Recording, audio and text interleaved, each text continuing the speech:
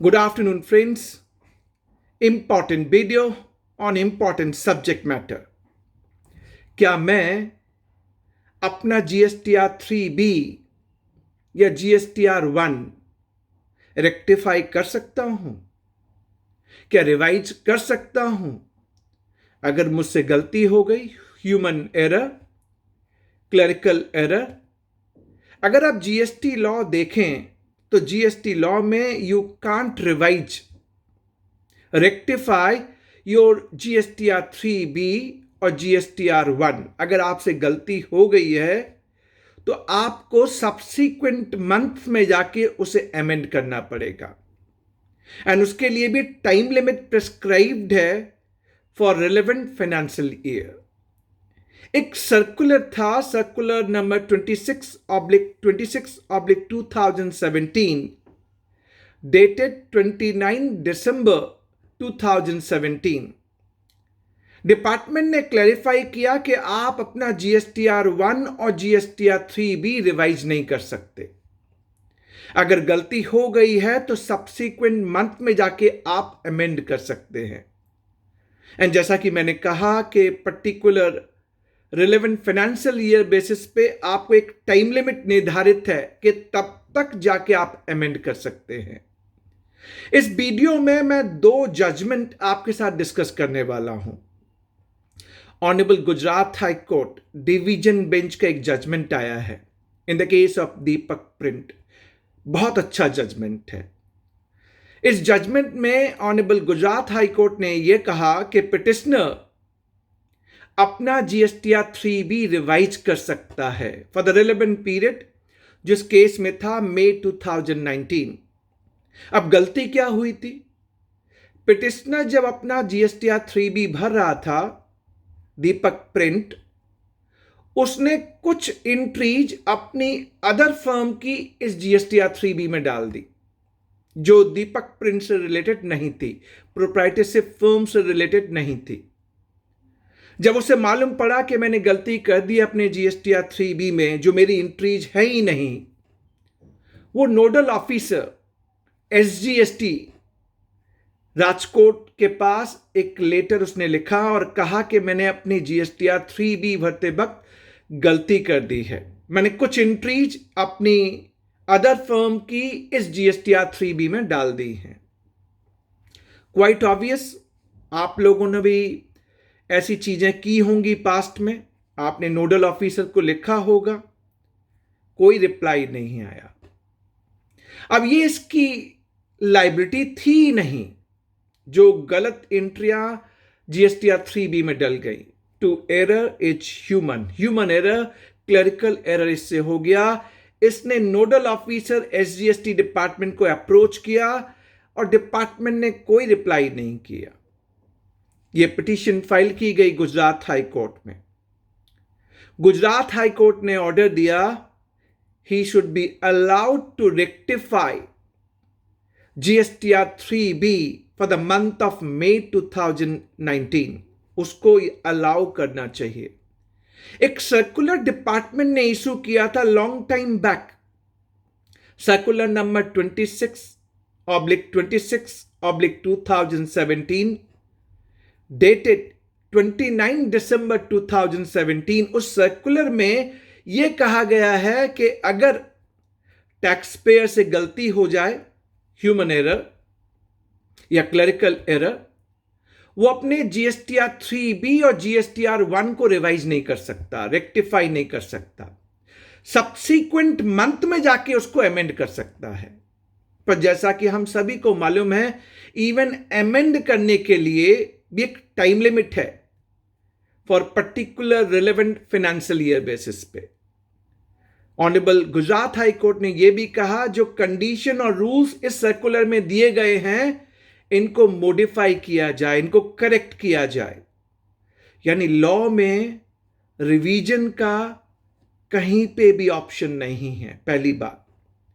दूसरी बात, जैसा कि हमने GST रिटर्न इन्वेसाज किया था, जब GST इंट्रोड्यूस हुआ, GSTR 1 सप्लायर भरेगा, GSTR 2A में ऑटो पॉपुलेट हो जाएगा रिसिपिएंट के लिए, रिसिपिएंट फिर GSTR2 भरेगा with add, modify and delete, कोई ट्रांजैक्शन अगर करना है ITC के लिए।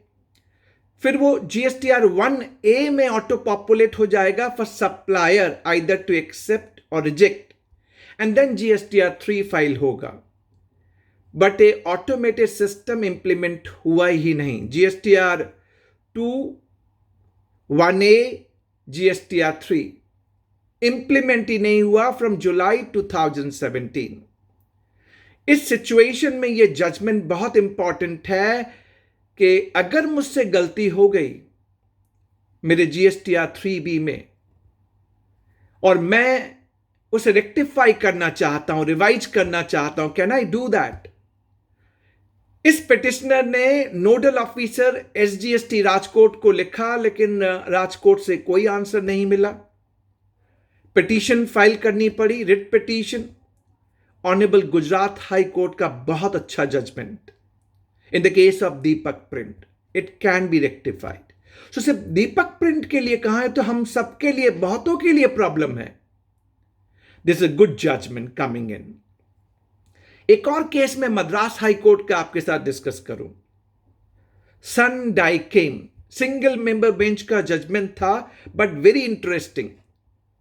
इसमें सप्लायर ने GSTR1 भरते वक्त गलती कर दी। GSTR1 भरते वक्त गलती कर दी। वो गलती कैसी हो सकती है? मान लीजिए सप्लायर ने इंट्रा का इनवॉइस रेज किया है, बट उसने GSTR1 में इंटर दिखा दिया, वाइस वर्सा। या GSTIN नंबर जो बायर का होना चाहिए, रिसिपिएंट का होना चाहिए, वो उसने गलती कर दी। प्रोविजन के हिसाब से अमेंड होना चाहिए था सब्सिक्वेंट मंथ में, अगर हम उस सर्कुलर की बात करें, सर्कुलर नंबर 26। बट जैसा कि मैंने कहा कि रिलेवेंट फाइनेंशियल ईयर के लिए ने टाइम लिमिट फिक्स कर दिया, लाइक 17-18 के लिए लास्ट डेट थी 31 मार्च 2019। तब तक आप अमेंड कर सकते थे, उसके बाद आप अपना GSTR1 अमेंड ही नहीं कर सकते। सन डाइकेम जो मद्रास हाई कोर्ट का जजमेंट मैं डिस्कस कर रहा हूं, उसमें पीरियड इन्वॉल्व था 17-18। अब रिसिपिएंट को मालूम पड़ता है अगस्त 2019 में जाके कि उसके 2A में क्रेडिट आई नहीं रही है, क्योंकि सप्लायर ने GSTR1 भरते वक्त गलती कर दी थी। इंट्रा को इंटर दिखा दिया और ये गलती सप्लायर के एंड थी, और 2A में करेक्टली आ नहीं रहा। और ऐसा भी हो सकता है ना कि सप्लायर ने अगर रॉन्ग GSTIN नंबर डाल दिया तो रिसिपिएंट एंड बायर के 2A में नहीं दिखेगा, तो क्या उसे क्रेडिट नहीं मिलेगी? एंड उस जजमेंट में भी यह डिस्कस किया गया था, जो ऑटोमेटेड GST रिटर्न सिस्टम है, जो GST में आना था जब GST को इंट्रोड्यूस किया गया था। सिंस GSTR2 और 3 इंप्लीमेंट नहीं हुआ, सो अंडरलाइंग मशीनरी प्रोविजन जो इंप्लीमेंट करने थे वो गवर्नमेंट ने नहीं किए। यानी उस जजमेंट में भी यह कहा गया कि petitioner is allowed to amend GSTR1। So correspondingly जो क्रेडिट बायर के 2A में दिखनी चाहिए वो आनी चाहिए, और 2A में जो क्रेडिट आनी चाहिए उसी के बेसिस पे बायर को क्रेडिट मिलेगी, राइट? तो यानी अगर सप्लायर ने गलती कर दी और सप्लायर अपना GSTR1 अमेंड नहीं कर पाया, तो always there will be mismatch 2A versus credit taken in 3B for the recipient and buyer. मैंने 2 जजमेंट आपको बताए। तीसरी बात और आपसे डिस्कस करूं, यह कोर्ट कहती है कि आप अपना GSTR1 और 3B रेक्टिफाई कर सकते हैं, और कई टैक्स पेयर स्ट्रगल कर रहे हैं, उनके लिए तो यह बहुत अच्छा जजमेंट है। पर एक और चीज मैं आपको बताऊं, इस यूनियन बजट 2021 में एक बदलाव किया गया। फाइनेंस बिल 2021 में क्लॉज नंबर 105 को इंसर्ट किया गया है, और इस क्लॉज में क्या डाला गया है मालूम है? एक explanation under section 75 subsection 12 of CGST act में डाला जाएगा। एक्सप्लेनेशन यह कहता है कि अगर आपने अपनी GSTR1 भरी और मान लीजिए 1 लाख रुपए से भरी और आपने GSTR1 फाइल कर दिया।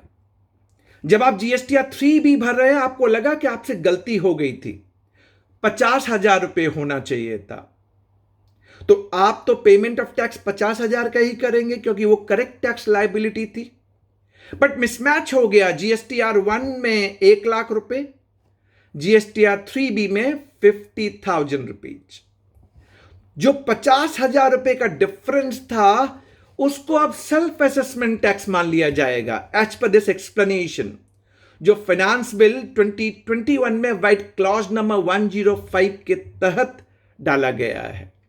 और सेल्फ असेसमेंट टैक्स डिपार्टमेंट आपसे रिकवर भी कर लेगा without issuance of show cause notice under section 73 and 74। यानी आप सोचिए,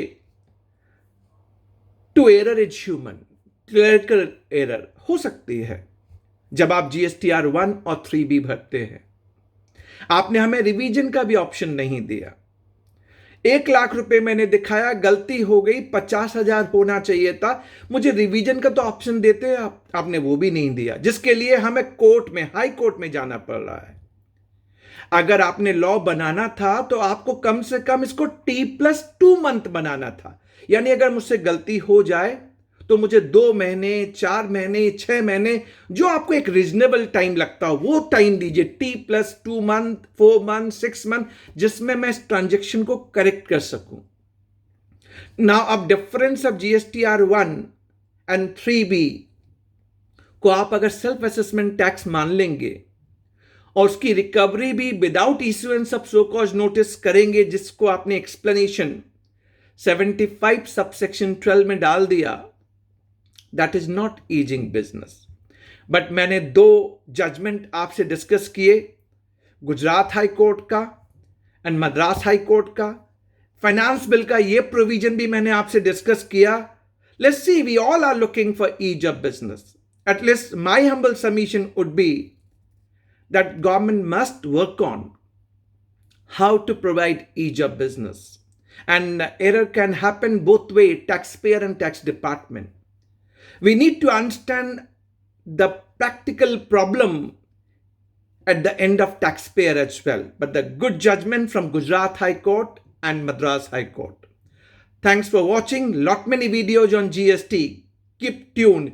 इस वीडियो को मैंने हिंदी फोकस किया है, बट लेट्स सी, हम कोशिश करेंगे हिंदी इंग्लिश मिक्स करके अपने सभी ऑडियंस को कैटर करने की। Stay tuned.